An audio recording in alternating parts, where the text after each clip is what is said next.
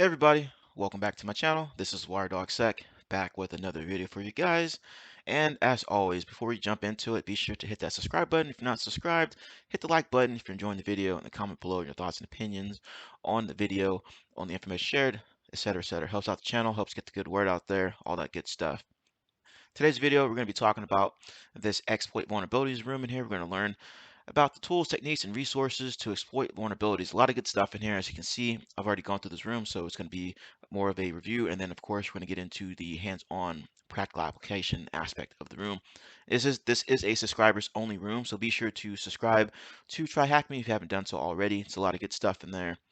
All right, let's get into it.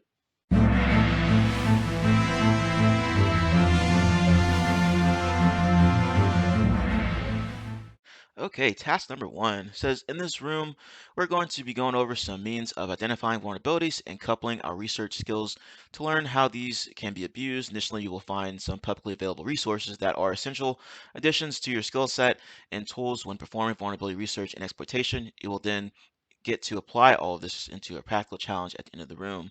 And yes, the big thing I enjoyed about this room is that this is like a real live scenario when you're out there doing a penetration test or CTF, something like that, some kind of engagement.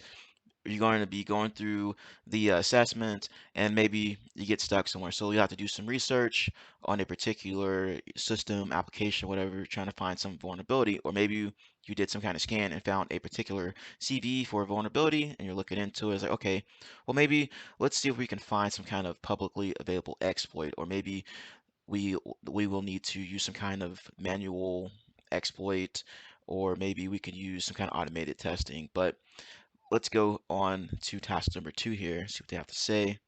Looks like they're going to be talking about automated versus manual vulnerability research, and it's going in here and talking about Nessus in particular. So there's a myriad of tools and services available in cybersecurity for vulnerability scanning, ranging from the commercial and footing a heavy bill to open source and free. Vulnerability scanners are a convenient means of quickly canvassing an application for flaws. And if you're not familiar with Nessus, be sure to check out the Nessus room here. As you can see there, it's got it pointed out there. It's got a free community edition as well as commercial. I've used this and the corporate or enterprise environment. I've also used this for personal use. It works pretty good. Nessus is a very well-known vulnerability scanner out there. In regard to open source vulnerability scanners, you can look into OpenVAS. That's OpenVAS, and I believe that's pre-installed on Kali Linux, if I'm not mistaken. So be sure to check that out as well. Now, it's probably not going to be all fancy and stuff like some of these commercial tools out there, but it'll get you what you need to get. And continuing on here, it says the commercial version costing thousands of pounds or dollars if you're in the United States for a license per year will likely be used in organizations providing penetration testing services or audits.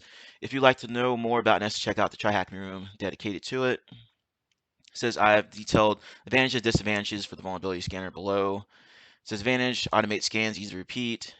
Can be shared within a team with use. Disadvantage, people can often become reliant on these tools. Scanners are quick. It can test numerous applications. Caveat is extremely loud, produce a lot of traffic, logging, etc., etc. Open source solutions exist. Open source solutions are often basic and require expensive licenses to have useful features, and that can be true in some instances. Like I said, I've only tried out the OpenVAS vulnerability scanner. I haven't used it in a few years now. Automated scanners cover a wide range of different vulnerabilities that may be hard to manually search for. And that's absolutely true. It can save you a lot of time because you're scanning for a plethora of vulnerabilities, of known vulnerabilities out there inside of the scanner. It's already got that database built out for you. All you have to do is launch the scan to that targeted system, and then it'll get out a report for you to review. It says often do not find every vulnerability in an application. That can be true, especially in regard to authenticated scans versus unauthenticated scans, meaning that authenticated scans means that you have some kind of service count or account being used in order to log into that specific target machine or system. That way you can discover, as many vulnerabilities as possible. And then if you're doing an unauthenticated scan, you're not using any type of account or anything. You're basically doing it as like a black box test. So what can an unauthenticated attacker see from the system?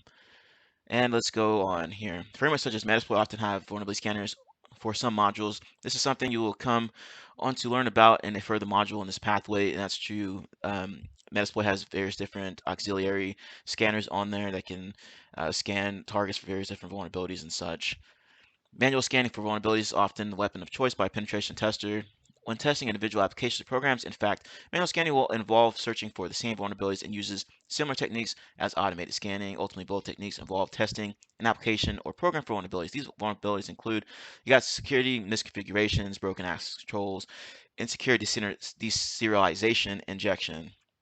And you can read the descriptions there, pause the video, be sure to review that information. So if you are keen to learn more about these vulnerabilities, check out OWASP. OWASP is great. OWASP Zap is their tool for web application security testing, if you're not familiar with that, so be sure to check that out.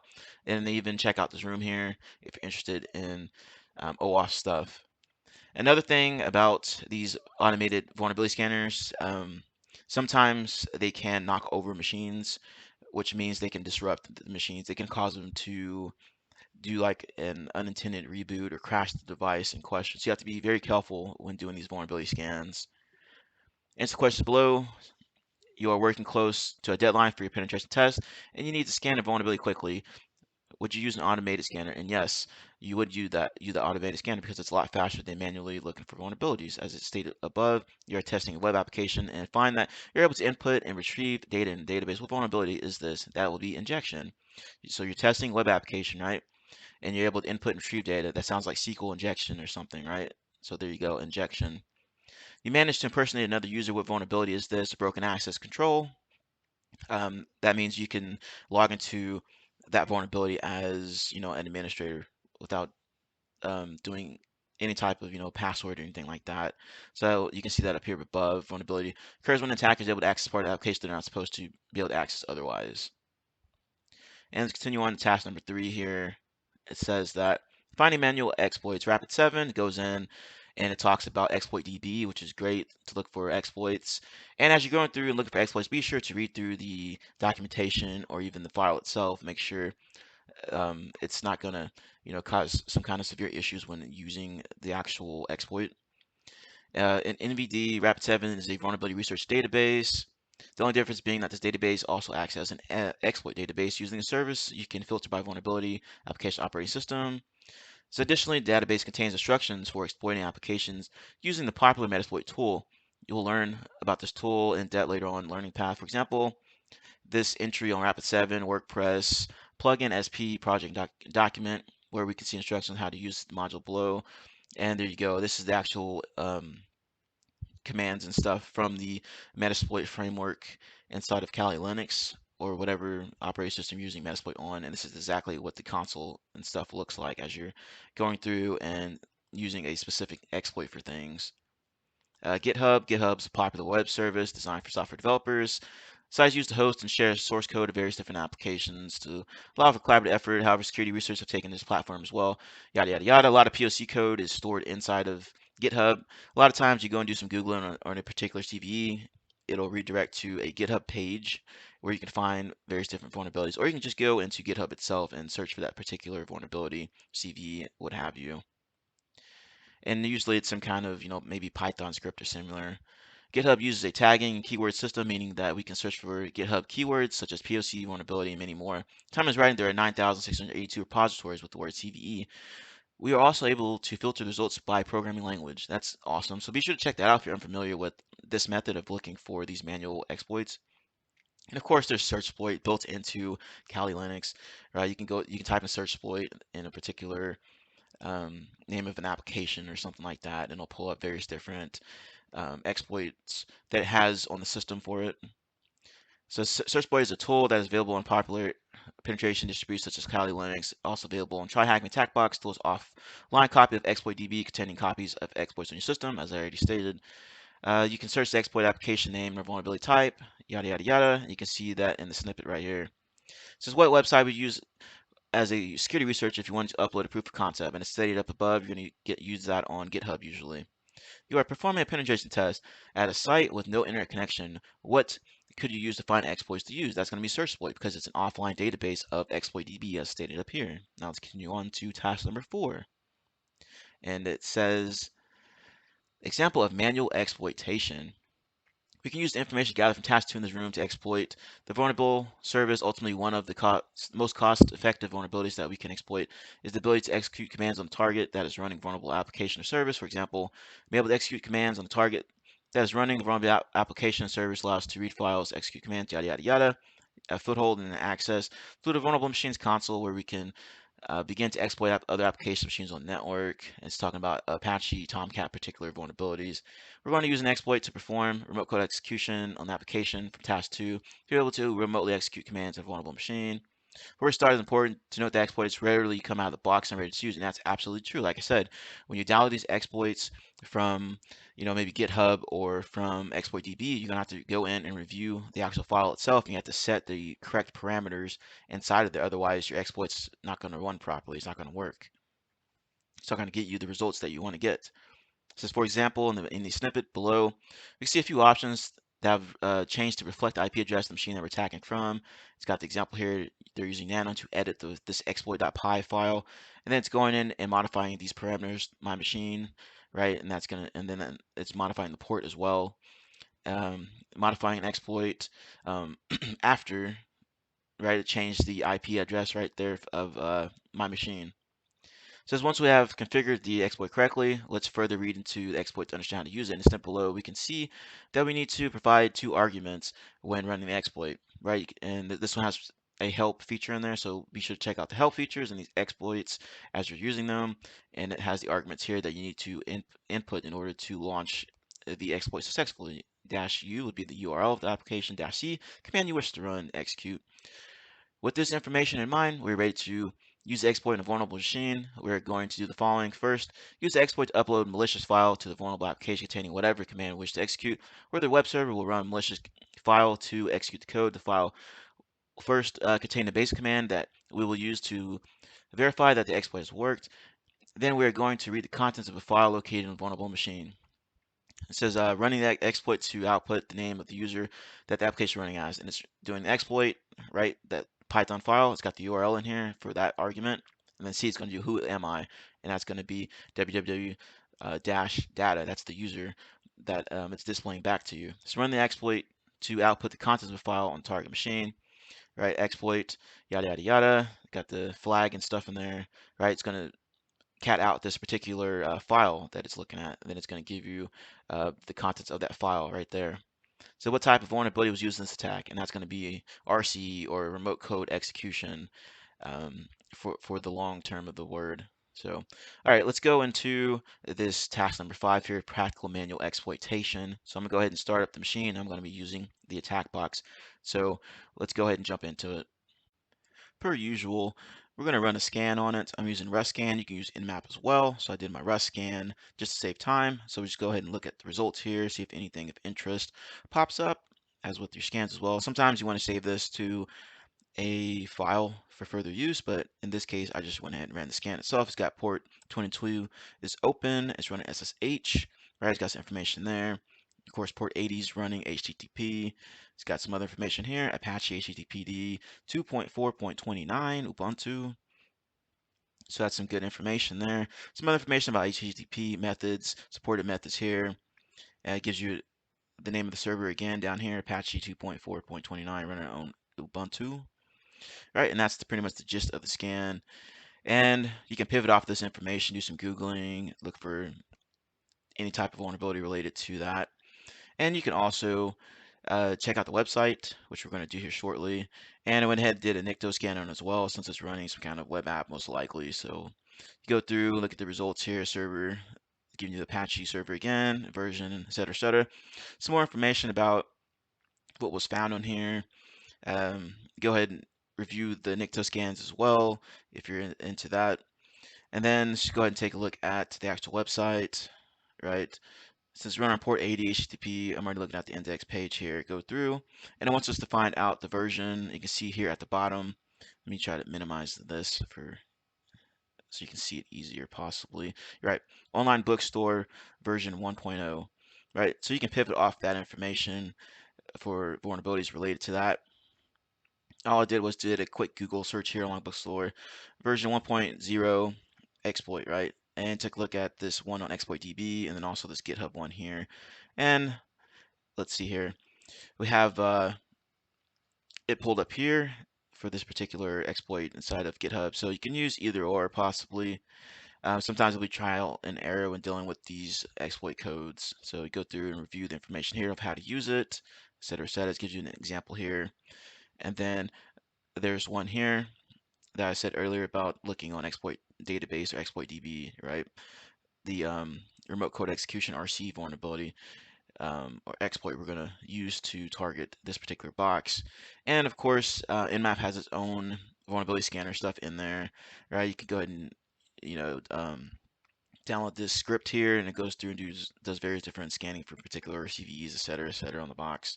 All right, so just go back and minimize this here. I already went ahead and downloaded both of those files onto the machine here. This is the one from GitHub, and then there is where did I have it here? I have the other one on here as well. Yeah, right here.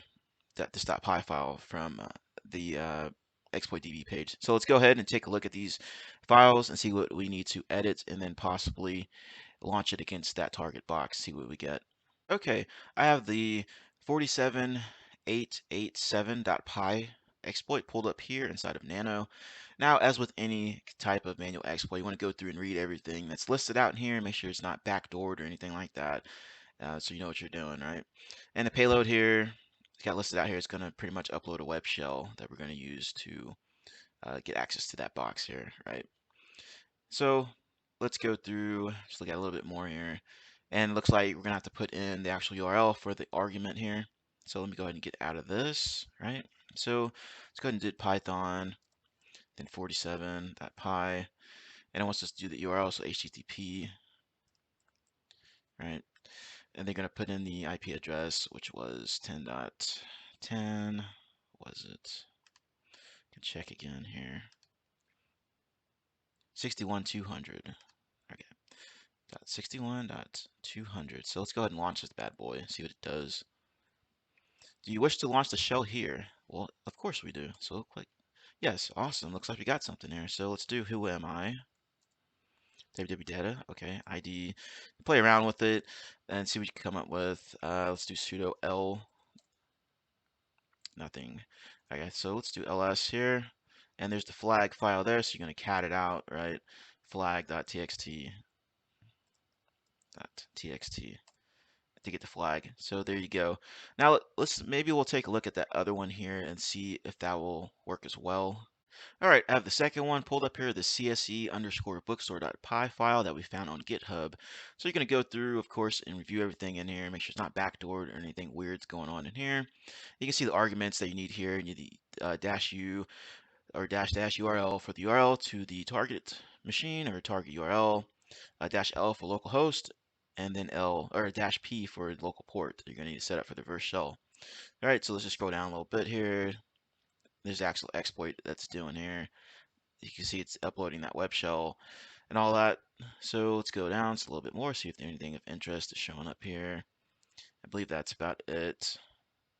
So, right, and there's gives you the example of how to use it. So let's get out of this. And let's do another ls inside of this directory here. So that's the actual exploit right here, this .py file.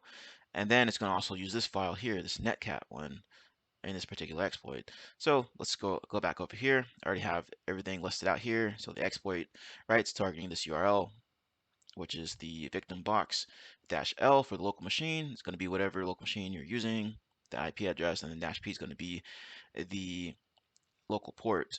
Let me go back a little bit. So let's just go ahead and nano this nc.py file.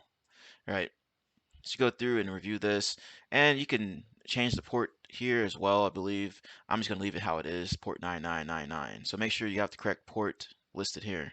So let's go back over to what we're doing. Okay, so we have everything set here. So let's go ahead and launch it, see what it does. Upload the shell, triggering shell, and we have a shell. All right, so let's go do the same thing here. ID, right? Who am I? You know, basic stuff in there, sudo L. Okay, it's not going to work in this particular shell. So you're going to do ls, and then there's the flag again. You're going to cat it .txt, right? And then there you go. Awesome. So let's get out of here and jump back over to the TryHackMe interface. All right, as we wrap things up here, this was a pretty good room. I enjoyed it. Hopefully you guys did as well as you follow along, or you did some hands-on keyboard stuff yourself and went through all of these tasks. Anyway, the room was good, full of good knowledge here. I mean, it highly reflects what you'll do in the real world when you do pen testing engagements and such. You got to go through, do your scans and port scans, vulnerability scans and stuff. Once you get some information back, you're going to pivot off of that information into finding particular vulnerabilities related to that particular software system or what have you, right? After that, you're going to look and find some kind of, publicly available exploit code out there, right? You're going to review that exploit code, make sure there's nothing weird going on in there. And then you can possibly use that exploit code to exploit that victim box. So if you enjoyed this video, enjoyed the information shared, be sure to hit that subscribe button if you're not subscribed here. Hit the like button if you enjoyed the video. Comment below your thoughts and opinions on the information shared in the video. As always, thank you for watching. Have a good day. See you later.